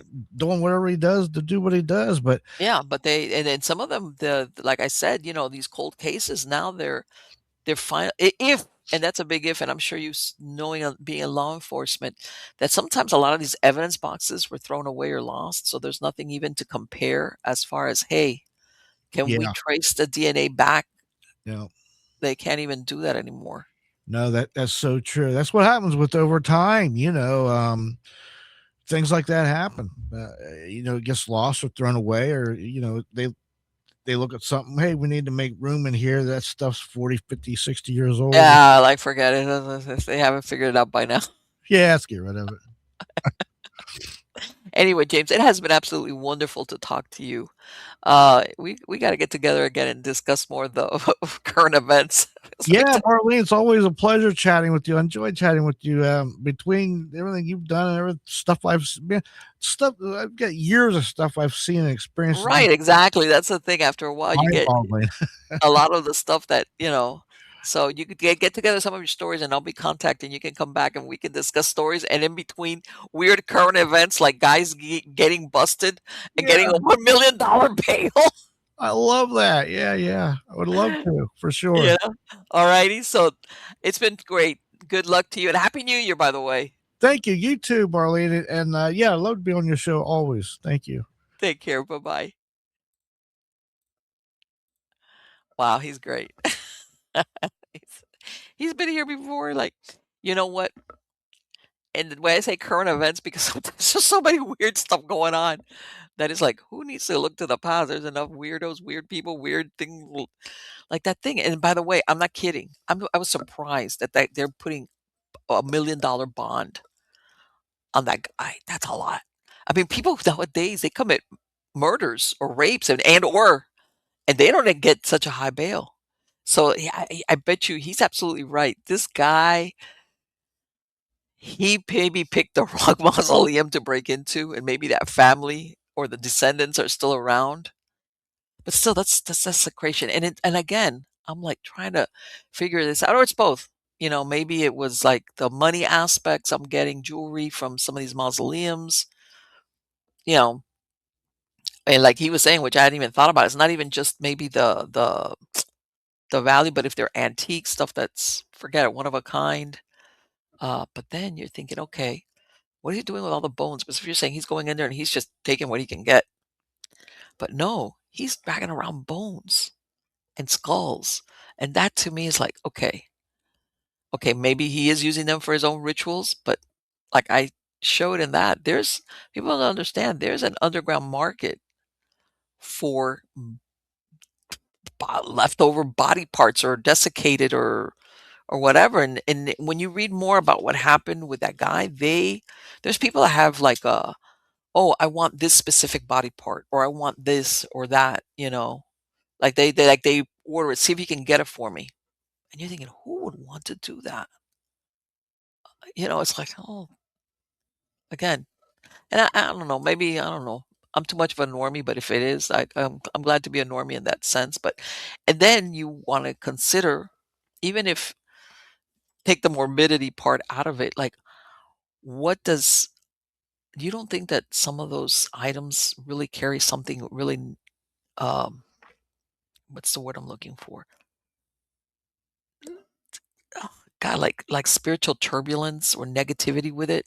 Because you're thinking, okay, if the person's dead, they don't need the body, but still, and especially when you're looking, if there was something there, and I'm sure that Mount Moriah cemetery where he was at, I'm sure there's a lot of stuff. That's a huge cemetery, 160 acres.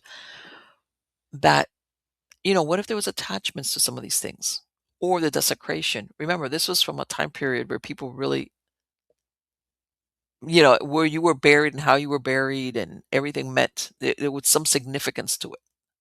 All right. I don't know that maybe he got an attachment. Maybe they had some free wandering spirit saying, oh, that's this guy desecrating all these graves. I want to, whatever. Or he's got something dark with him traveling anyway, and he just got some extra. Very unusual. I'm going to follow that story because I'm very interested to see what else they find about him. Because remember, they found stuff in on him and his possession, and they found stuff at home. Okay. Again, it is just like the story. Nobody, just out of the blue decides one day, I think I'm gonna go. I'm gonna break into mausoleums, and not only am I gonna take the jewelry, I'm gonna take a bunch of random body parts. Nobody does that. Nobody does that. So there has to be some type of backstory to that story as to who he is and why he's doing that, because that's a very unusual thing to do. And I'm being kind by using the word unusual. So anyway, guys, don't forget to sign up for my newsletter on Substack. Go to mppellicer.com, miamighostchronicles.com. Also, um, I've got a lot of great guests coming on. You can find links to videos, podcasts, everything on my website. I'm on all the major podcast platforms. You can also find me on all the major video platforms. Like I said, everything has got a video and a podcast version. I release both. If you go up to my site, like I said, the podcast version, hey, no commercial interruptions. Yay. So anyway, guys, I'm gonna let you go now because now I have to face the frigid temperatures. That's gonna go down below freezing to go and lock up my chicken coop. Yeah, yippee. Let me tell you, and I gotta turn on the heater lamp that I got in there. 'Cause, yeah, I take care of my animals. But anyway, guys, you have been wonderful. Come back every week. I've got a lot of great guests lined up. Till next time, take care.